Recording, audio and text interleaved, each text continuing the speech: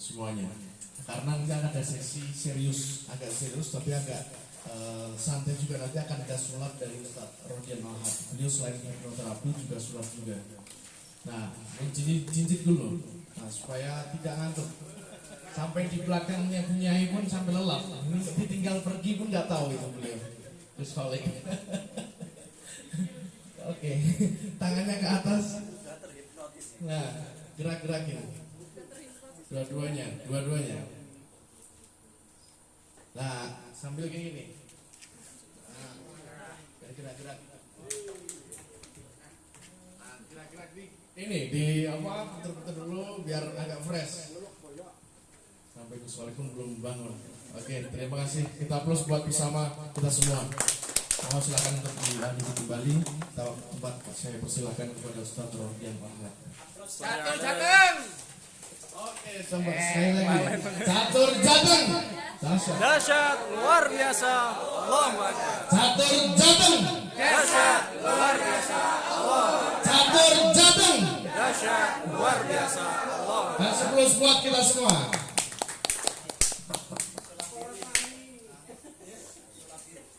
Sulap biru, betul. Ini beda, ini satunya lawannya sulap merah ini. Sulap biru ya? Sulap biru. Sulap syar'i.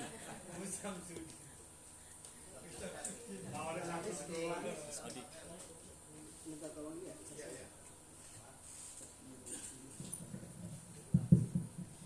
Assalamualaikum warahmatullahi wabarakatuh. Bapak Ibu semua, sebelum kita masuk, izinkan saya main sulap dulu ya. Oke. Ini yang ditunggu-tunggu ya, kita main sulap dulu, kita have fun dulu, kita senang-senang dulu. Saya mohon tadi yang kan kita main public speaking, kayaknya tadi yang saya lihat jago, bagus, merepresentasikan public speaking, yaitu Bu Nyai. Boleh dong buat Bu Nyai dulu dong. Oke, Bu Nyai boleh maju ke depan, main dengan saya. Ya, main dengan saya maju ke depan. Enggak ada hipnotis dulu ya. Nah, Bu Nyai nggak akan saya hipnotis nih. Udah dapat hatam ya? Oh belum? Oh iya, nanti dapat hadiah. Nanti dapat hadiah, tenang Bu, nggak ada hipnotis. Kata mata saya. Saya main media. Kalau zaman dulu media dakwahnya Wali Songo apa aja? Wayang. Iya. Gamelan. Padahal wayang asalnya dari mana? Hindu ya? Hindu, lalu gamelan dan sebagainya dimanfaatkan. Kenapa? Karena pada masa itu wayang itu digemari, betul? Zaman sekarang yang digemari apa? Pesulap merah gitu ya. Nah, maka saya buat tandingannya pesulap biru. Tapi kartunya merah. Saya akan bermain dengan kartu ini, Bapak Ibu semua. Ini kartu ini beda-beda semua. Kartu Beda Aceh. semua ya. Kita cek. Beda Sat? Biasa ya? Enggak dilihat aja. Kan mainnya sama Bunyai. Tanam langsung. Oke. Kita kocok dulu. Biasa kalau dalam sholat itu kan harus bisa ngocok kartu dulu. Ngocok lagi. Gambler ya. Gambler kayak gitu. Jadi kartunya beda-beda. Tapi yang bisa kan saya dulu alumni Kasino Syariah. Nah, jadi tapi kita akan bermain dengan bagaimana kita manfaatkan ini sulap ini untuk membuka dan ini bisa menjadi teknik public speaking Bapak Ibu semua. Oke. Sekarang ini kartu beda-beda. Punyai tinggal bilang stop saja di mana bebas ya. 1 2 3 bebas. Stop di sini. Tambah atau enggak? Enggak, cukup ya. Oke. Ambil kartunya. Diingat-ingat. Sudah? Oh.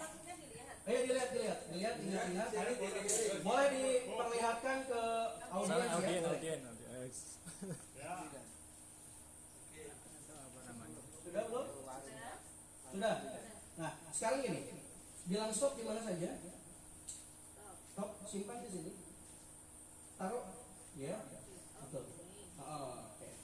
Sekarang kartunya di mana? Posisinya? Di tengah ya, kita nggak tahu. Kita kocok dulu. Lagi.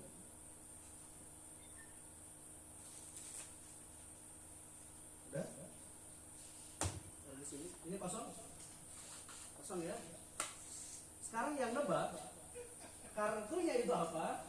Yang nebak adalah Ustadz Zam apa?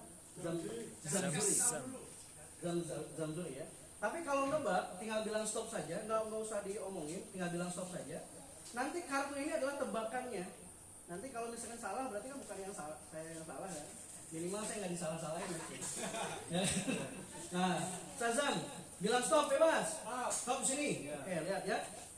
Saya taruh untuk kita perlihatkan Bapak Ibu semua.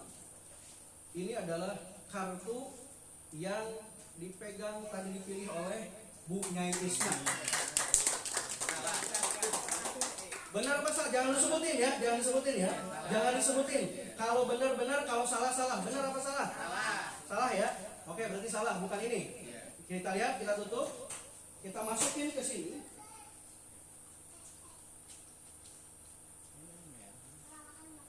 Berarti bukan yang ini ya. Ini sisanya kita taruh di sini.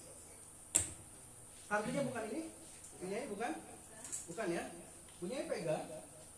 Pegang saja, pegang seperti ini. Biar saya pegang lagi. Sekarang saya mohon minta bantuan Bapak Ibu yang pegang handphone. Pegang handphone.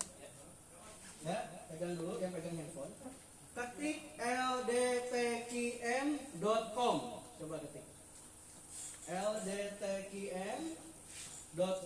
Masuk ke Google bebas. Masuk ke Google atau masuk ke Chrome atau Safari bebas ya. Yang bawa handphone kecuali yang merekam, kalian harus mendokumentasikan sejarah kita.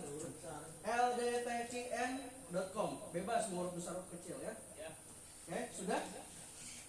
Oke, sudah? Kalau sudah, di scroll ke bawah. Jawabannya di sini. Tunggu dulu, baca dulu, antum baca. Oke, kita scroll ke bawah. Di sini ada tulisannya salah 3, coba dibaca. Salah 3 18/7 workshop calon instruktur kursus tasawuf Ya, terus ke bawah baca. yang diselenggarakan oleh LDTN Jawa Tengah sukses menyajikan terobosan baru dalam pengembangan keilmuan spiritual Indonesia melalui berbagai sesi interaktif, simulasi, dan diskusi kelompok. Salah satu momen menarik dalam bagian ini terjadi di sesi santai di hari ketiga. Lanjutkan. Dilanjutkan. Radian Al-Ahad, salah satu bengkel narasumber menunjukkan atraksi yang luar biasa. Dengan tepat, Radian menebak kartu pilihan Bunyai Isna, yaitu 8 hati. Betul? Wow! Betul nggak itu katanya? Terima kasih. Sebentar dulu Bapak Ibu semua. Betul ya, kartunya tebakan saya ya. Bahkan dimuat dalam ldtgn.com. Berarti betul ya. Sekarang yang kedua Bapak Ibu semua, ini tebakan saya upload status saya di Facebook dan ini adalah jawaban saya. Jadi saya sudah punya prediksi Bapak Ibu semua. Dan ini adalah prediksi saya. Ini baru saja. Untuk acara workshop catur ini adalah peserta yang ke depan yaitu Bunyai Isna, yaitu akan mengambil kartu 8 hati. Kita ada settingan nggak? Ya ada sama sekali ya Bu. Baru saja. Sekarang Ibu buka kan tadi berapa? 10 ya. Silakan dibuka sekarang. Diperlihatkan ke semuanya. Dan kartunya sudah berubah menjadi 8 hati. Terima kasih Bunyai. Silakan kembali ke tempat Bunyai. Masya Allah. Alhamdulillah. Selamat juga saya. Mau dihipnotis. Sabar. Aduh. Baik Bapak Ibu semua, tentunya saat ini ada sesuatu hal yang berbeda ya, terutama dari penampilan. Kenapa gitu nanti kita akan bahas. Bapak Ibu semua, kita akan berbicara tentang bagaimana public speaking, how to deliver the material, the content. Nah, gimana cara kita mendeliver, menyampaikan isi konten ini biar lebih menghipnosis. Metode-metode yang kali ini kita akan berikan Bapak Ibu semua adalah metode bagaimana training yang fun, yang menyenangkan, dan bagaimana training ini memang kami bawakan ke berbagai korporasi. Dan ini insya Allah akan meningkatkan value Bapak Ibu. Jadi waktu itu saya ngisi itu, ini salah satu contohnya yang kita perlihatkan. Ini saya ngisi di Hotel Bintang 5, Bapak Ibu semua. Dan ini dikawal oleh polisi. Dan ini adalah pemenang-pemenang. Ada yang memenangkan Lamborghini. Nah,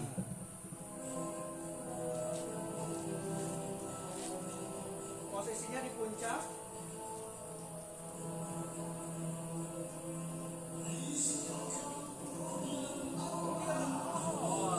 Seru ya. Saya berlari dari belakang.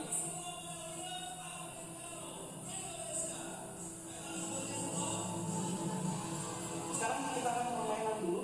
Nama permainannya adalah games yang protes nyesel. Persis ya. Persis. Saya pakai teknologi VR. Di depan itu ketakutan hanya di pikiran yang dibeli. Kita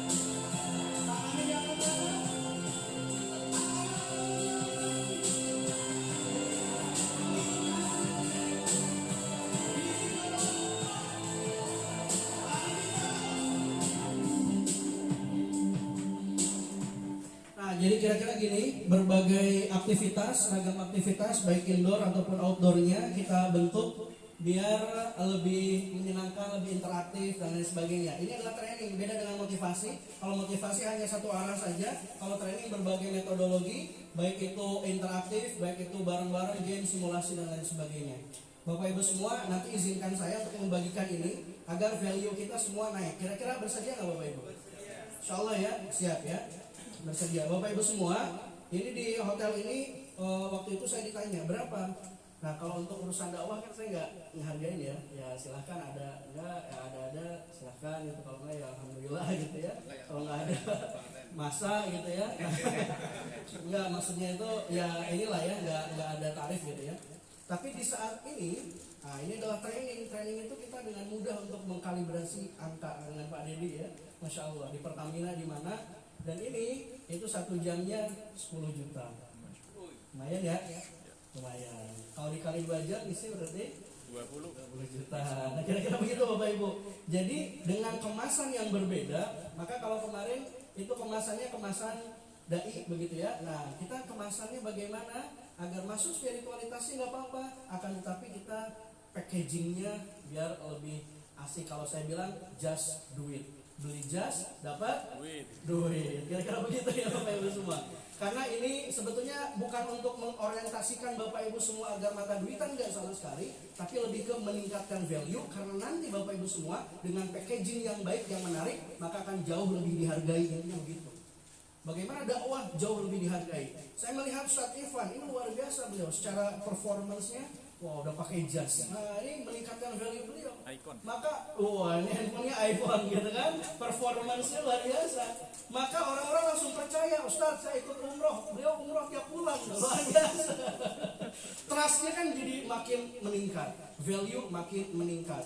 Nah, ini akan kami jelaskan juga salah satunya Bapak Ibu semua. Namun saya ingin Bapak Ibu semua melihat tayangan ini dan menyimpulkan masing-masing sebaiknya mempersiapkan jawaban dari video ini. Maksudnya nanti menyimpulkan apa sih isi videonya. Nanti saya akan tunjuk salah seorang Bapak Ibu semua. Siap ya? Kita lihat video ini.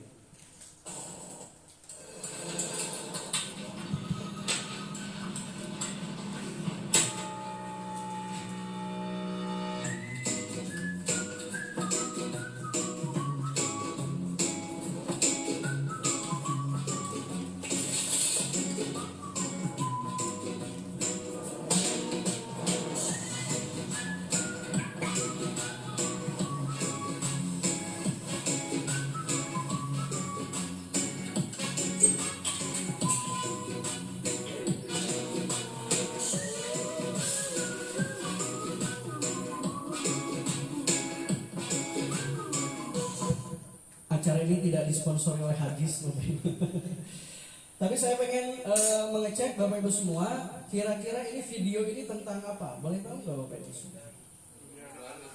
Tentang pembalut. Oke. Terima kasih Pak atas kejujurannya. Gimana? Kecerdasan anak kecil. Kecerdasan anak kecil. Baik, siap. Ada lagi?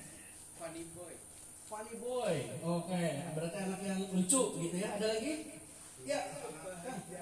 Kebahagiaan. Oke, konsep kebahagiaan ya. Bisa lebih dijelaskan gimana kebahagiaan? Karena di situ semuanya menampilkan anak kecil yang bahagia. Anak kecil yang bahagia. Oke, sip. Dunia anak-anak. Oke, ada lagi yang lebih detail boleh? Menyampaikan kenyamanan menggunakan produk. Menyampaikan kenyamanan menggunakan produk Hagis. Sangat literal sekali. Masya Allah, harfiah banget.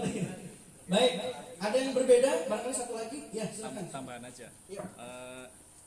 Jadi tadi menceritakan sama yang secara storynya itu dipecat gitu ya, istilahnya marah-marahin, tapi dia tetap bahagia gitu. Jadi dia tidak terpengaruh dengan lingkungan maupun keadaan apapun, dia berpijak kepada hatinya gitu. Gitu Masya aja. Allah. Langsung dapat 2 nih. Wah. Nah, ini nih lebih detail ya. Yang paling detail yang saya kasih apresiasi. Jualan. Bapak Ibu, siap. Oh, udah dapat 3 nih. Wih, subhanallah, dapat 3. Nanti bagi-bagi. Bapak Ibu semua, mohon diperhatikan juga. Nanti ini juga bisa disampaikan oleh Bapak Ibu semua ke siapapun ya. Ini kan video gampang diambil. Nanti kalau mau saya share. Bapak Ibu semua, di sana ada 5 kejadian. Setuju? Betul? 5 kejadian. Kejadian yang pertama diapain tadi? Dipecat. Bapak Ibu, terkadang kita perlu belajar dari anak kecil. Karena anak kecil itu dia belum kenal yang namanya gagal, belum kenal yang namanya sedih. Dia tahunya itu totalitas. Ketika ketawa aja totalitas. Betul ya? Kalau kita kan ketawa ditahan gitu ya, jaim-jaiman gitu ya. Anak kecil itu betul-betul total. Dan di pikiran dia nggak ada yang namanya gagal, belum kenal yang namanya kamus kegagalan. Yang membedakan kita dengan bayi tadi apa? Cara pandang. Dalam bahasa lain, respon. Rumus kesuksesan adalah respon ya ditambah keadaan, kondisi tambah respon sama dengan hasil. Mari kita lihat. Yang pertama, dia dipecat. Kalau kita posisi sudah kerja dipecat, kira-kira perasaan kita gimana? Keganan. Sedih, sakitnya di mana? Di sini dan di sini.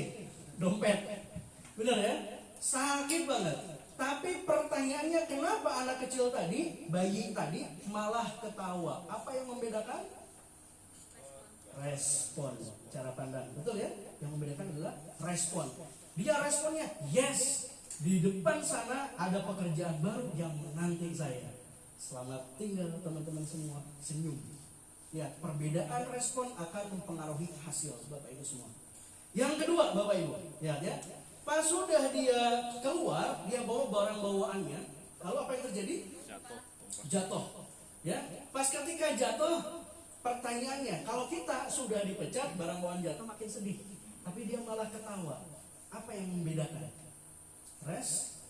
Respon, cara pandang. Di pikirannya dia apa? Oh, ini adalah masa lalu.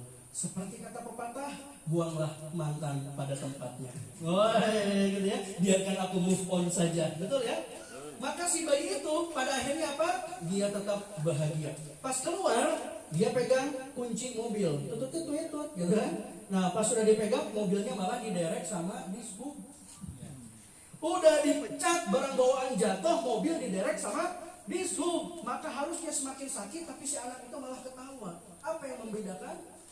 Respon. Di pikiran dia, yes, ini saatnya saya untuk jalan kaki sehat, menikmati indahnya pemandangan. Setiap hari saya bawa mobil kemana-mana. Nah, biasa ya. Pas sudah sampai rumah, yang terjadi dia apa? Kuncinya malah jatuh. Kenapa masih tersenyum? Apa yang membedakan? Cara pandang atau respon. Di pikiran dia apa? Yes, ini saatnya saya di luar menikmati indahnya pemandangan. Kenapa? Kalau saya masuk, saya stres, saya depresi, saya ingat-ingat dipecat, betul? Maka dia enak. Pas lagi di luar mana kena? Semprot. Di pikiran dia, yes, ini air. Tahu saja kalau dari pagi tadi saya belum mandi. Luar biasa ya. Maka dia selalu bahagia.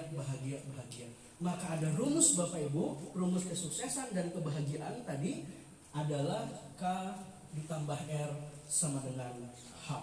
Kondisi ditambah respon sama dengan hasil. Sebaik apapun kondisinya, responnya negatif, maka hasil pasti negatif. Seburuk apapun kondisinya, kalau responnya positif, hasil pasti positif. Saya ceritakan sedikit pengalaman sebuah kisah nyata. Ada seorang anak remaja usia 13 tahun Bapak Ibu.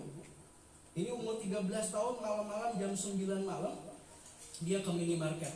Pas pulang hujan rintik-rintik, dia masuk ke sebuah jalan setapak yang begitu sepi. Di tengah perjalanan dia diperkosa. Dia pulang ke rumah, dia kunci pintu rumahnya, lalu setelah itu dia nggak mau makan, nggak mau minum, nggak mau keluar rumah. Di pikiran dia apa? Masa depan saya sudah direnggut, kehormatan saya sudah diambil, saya nggak mau keluar, malu saya. Sampai satu titik di mana terus traumatic experience. Trauma adalah kejadiannya satu kali diulang-ulang di bawah sadar berkali-kali. Sampai akhirnya apa? Memutuskan, I quit, aku menyerah. Dia gantung diri, dia wafat. Kisah yang pertama. Ini kisah nyata. Ada kisah yang kedua. Usianya sama-sama 13 tahun dan dia diperkosa berkali-kali oleh pamannya sendiri. Kira-kira lebih buruk nggak kondisi yang kedua? Lebih buruk. Maka akhirnya apa? Sampai dia hamil, sampai dia keguguran. Bayangin, lebih parah nggak? Lebih parah. Maka di pikiran dia hancur sama seperti yang lainnya hancur. Tapi dia mengubah respon cara pandangnya. Saya merasakan ini begitu sakit sekali. Saya merasakan ini begitu pedih sekali oleh keluarga sendiri, luar biasa sekali. Sampai dia akhirnya kabur. Maka dia membuat sebuah konsep bagaimana perlindungan hak asasi wanita. Dia bikin sistematikanya, dia bikin blog-blognya. Maka diundang dia ke sebuah talk show, diundang ke radio, dia menjadi narasumber. Cara pembawaannya bagus, lugas, artikulasi jelas, sistematika terukur, teratur. Maka pada akhirnya apa? Dia diambil jadi host. Dari host dia kenal sama banyak pengusaha. Dan dia akhirnya apa? Diundang ke TV, dia menjadi narasumber. Akhirnya dia punya talk show sendiri. Dan dia menjadi salah satu wanita terkaya di Amerika. Dan saat nanti dia akan mencalonkan menjadi presiden. Ada yang tahu namanya siapa? Namanya adalah Oprah Winfrey. Bapak Ibu, ini namanya Oprah Winfrey. Dia di satu ketika dia memperlihatkan ini ada mobil sangat bagus sekali. Dia lihatin tuh mobil. Wah, yang lain semua takjub. Ada 200 orang yang nunggu, yang nonton. Wah, keren. Yang sebelah sini, Anda itu jadi milik saya. Benar-benar mendambakan semua peserta. Wah, itu mobil bagus banget. Kata si Oprah Winfrey. Gimana mobilnya, bagus semua? Bagus, tepuk tangan. Sekarang Bapak Ibu semua, cek di bawah kursinya. Setelah dicek, ternyata itu kunci mobil yang ada di depan. Setiap orang yang hadir waktu itu dikasih satu orangnya satu mobil. Saking kayanya dia si Oprah Winfrey. Gila gak? Bapak Ibu, silahkan cek di bawah kursinya masing-masing. Tidak semudah itu Bapak Ibu. Saya belum sekaya dia ya. Sabar, harus sabar ya. Poinnya apa Bapak Ibu semua? Poinnya adalah tadi kondisi seburuk apapun yang membedakan hasil sukses gagalnya apa Bapak Ibu? Respon. Sekarang saya pengen tanya Bapak Ibu semua, materi yang disampaikan sama-sama nggak semua dapat materi yang sama? Materi sama. Dari kemarin pakai Wafi, Ustadz Handri, saya jelasin, Pak Dedi menyampaikan materinya sama nggak? Orangnya sama nggak yang dilihat? Orang sama. Apa yang membedakan hasil? Respon kita masing-masing. Maka berilah respon yang terbaik untuk mendapatkan hasil yang terbaik. Demikian dari saya. Wassalamualaikum warahmatullahi wabarakatuh. Waalaikumsalam warahmatullahi wabarakatuh. Itu materi saya dibayar 5 juta untuk 15 menit. Cuman ngebahas tentang K ditambah R sama dengan H selesai.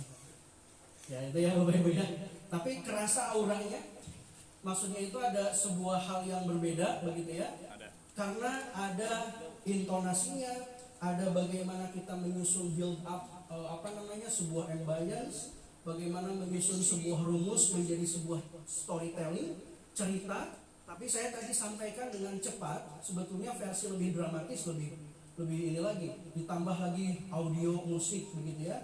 Nah tadi saya belum sempat masuk ke sini. Kalau musiknya bagus, ambience-nya wah keren gitu ya, luar biasa. Maka semua terbawa, tersedot, terhipnosis sampai terinspirasi. Yes, K ditambah R sama dengan H, pulang bawa oleh respon yang terbaik. Selesai, betul ya? Amplop masuk ya kan? Ya kan? Nah, gitu mereka dapat manfaat, kita diundang lagi gitu. Ini untuk training. Tapi ingat ya, untuk dakwah jangan pikir di situ ya. Ya, untuk dakwah ini value-nya Bapak Ibu semua. Value kita itu kalau di dalam dunia training ini kan karena memang saya terbiasa aja di tahun 2012 ya. Jadi memang karena terbiasa menyampaikan, mungkin ada formula-formula yang ingin saya juga sampaikan ke Bapak Ibu semua. Mudah-mudahan ada oleh-oleh, mudah-mudahan bisa diterapkan. Siap ya Bapak Ibu ya? Siap insya Allah. Baik Bapak Ibu semua, mari kita tes kecerdasan membaca. Yuk sama-sama baca. 1, 2, 3. Baca silakan. Tulisan yang Anda baca ini salah penyusunan, tapi anehnya ada saya membaca dengan baik.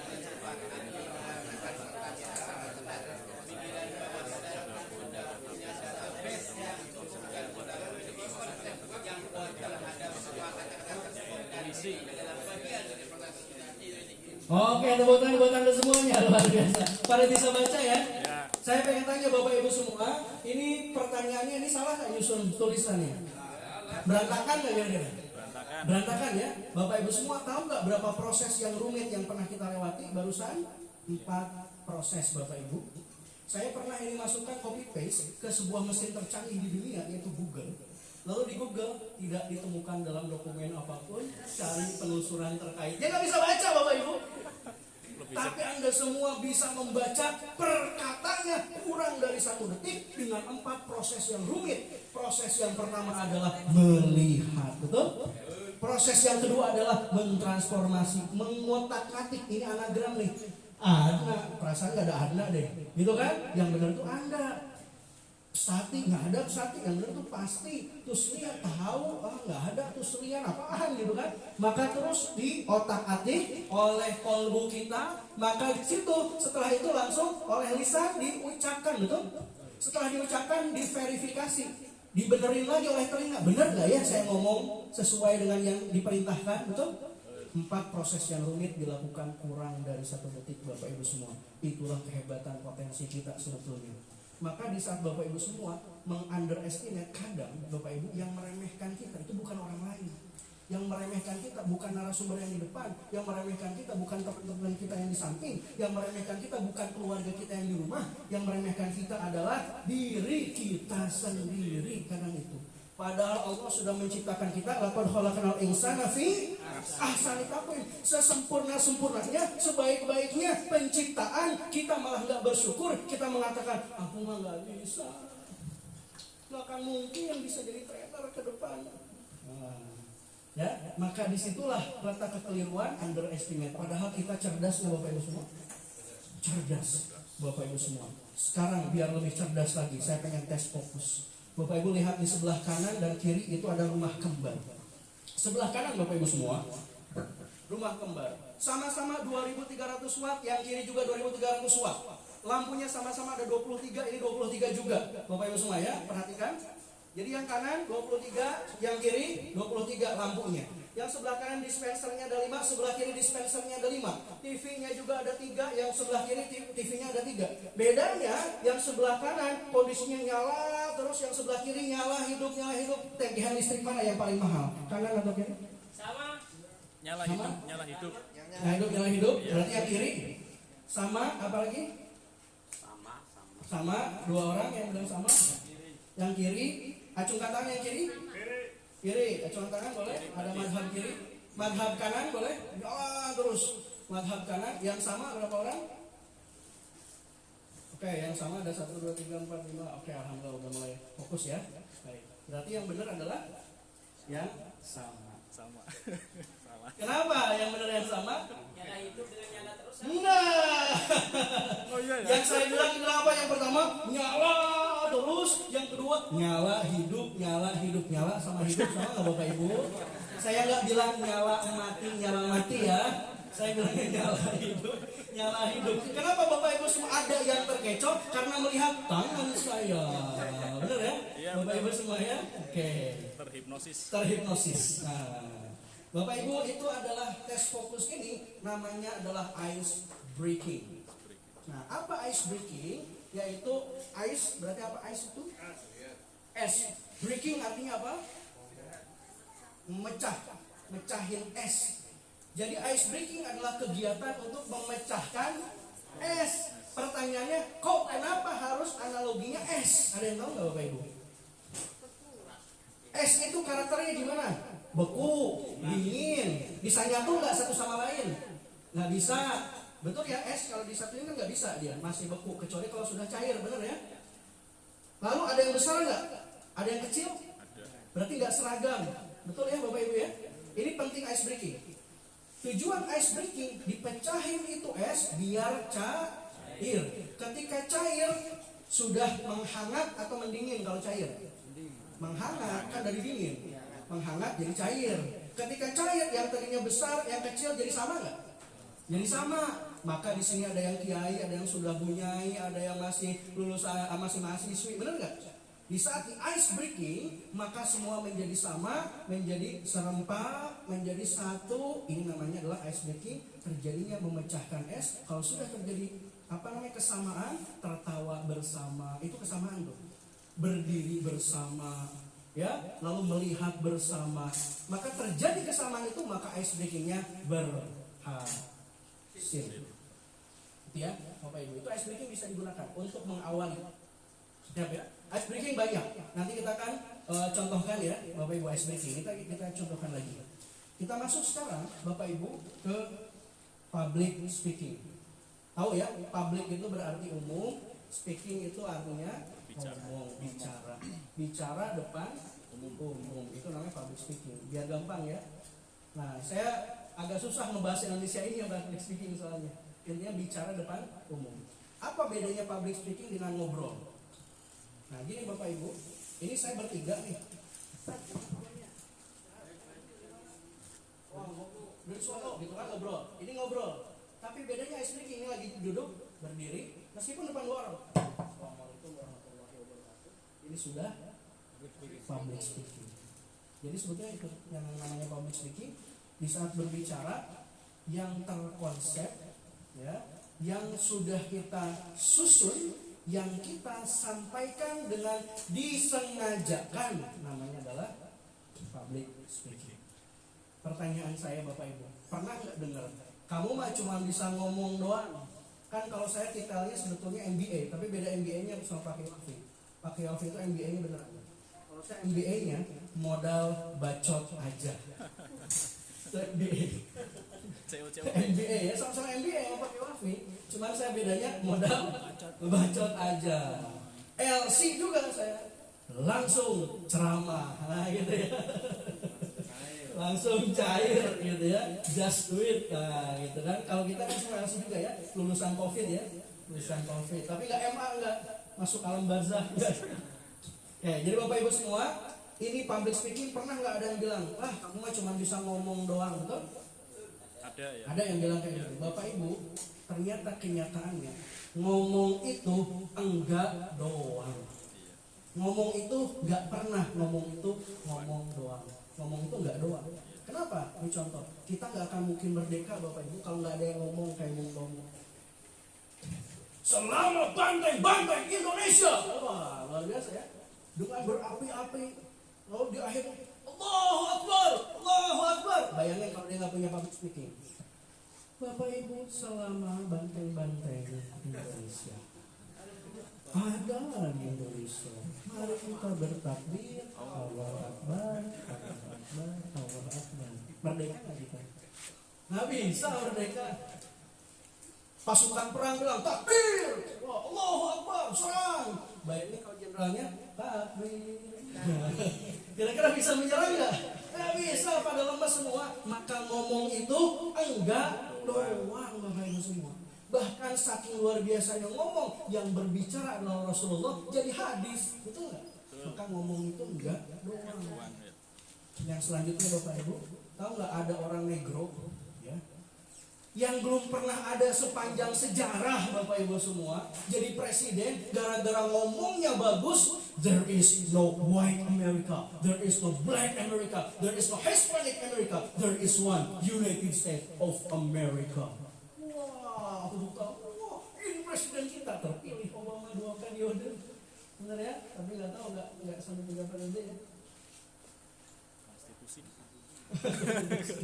Oke ya, jadi Obama dengan modal berbicara malah dia terpilih jadi presiden. Jadi Bapak Ibu nggak ada yang namanya ngomong doang. Maka mari kita lihat apa objektifnya, tujuan public speaking. Pertama Bapak Ibu, kita menyampaikan sesuatu hal yang biasa menjadi luar biasa Bapak Ibu. Berbeda ya, misalkan bayangkan seperti ini. Bapak Ibu zaman dulu kala itu Rasulullah datang malaikat Jibril, ya kan? Terus meluk, habis itu Iqra, habis itu kali sholat, udah pulang, takut, udah, habis itu Khadijah, selimutin, selesai.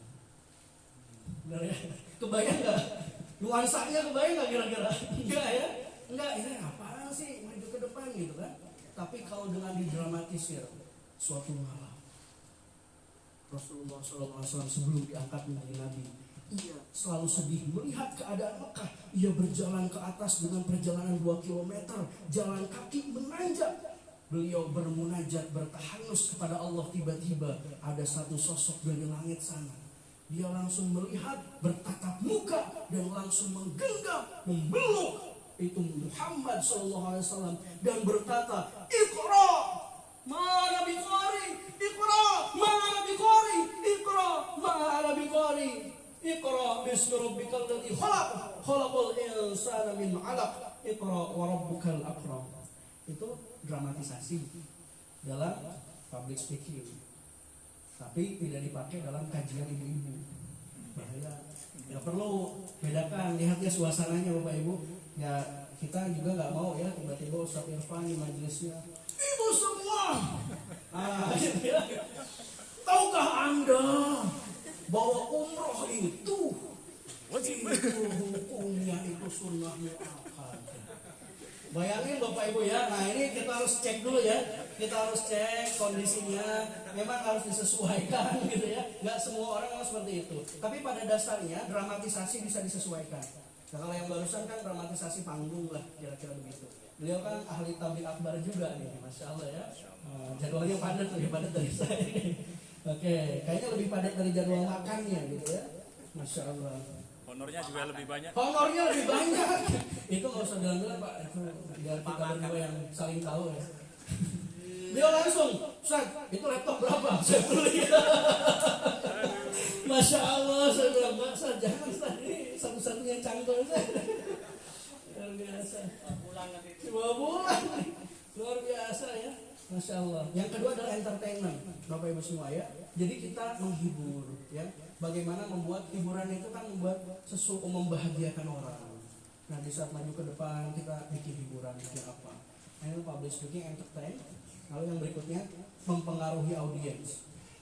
Bagaimana agar audiens itu bukan hanya sekedar oke, ya bagus sih materinya, cuman nggak masuk ke saya. Nah akhirnya berarti tidak terpengaruh audiens itu. Oke, Bapak Ibu semua, mari kita masuk, lanjutkan lagi. Yang mau nanti saya share ya, Bapak Ibu semua. Bagi hanya yang mau saja.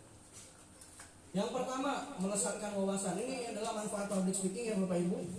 Ini kelamaan ini masuknya. Yang kedua, Bapak Ibu semua, kalau kita punya public speaking, kira-kira otomatis kita jadi nyari sumber nggak? Kita otomatis kan nyari gitu ya, sumbernya, dalilnya apa, kita riset dalam segala macam. Maka otomatis yang bisa public speaking, yang terbiasa akan melesatkan wawasan kita. Kalau yang kedua, karena terbiasa di depan akan berbeda dengan baru pertama kali. Di sini ada nggak yang tadi baru pertama kali maju ke depan? Ada? Ada gimana rasanya? Nah, manusiawi ya, kita mungkin ngerasa agak grogi gitu ya, agak apa nih. pertama. Tapi kalau sudah terbiasa, itu akan berkurang tekanan-tekanan itu. Betul ya Bapak Ibu semua, ini public speaking. Yang berikutnya memperbaiki hubungan.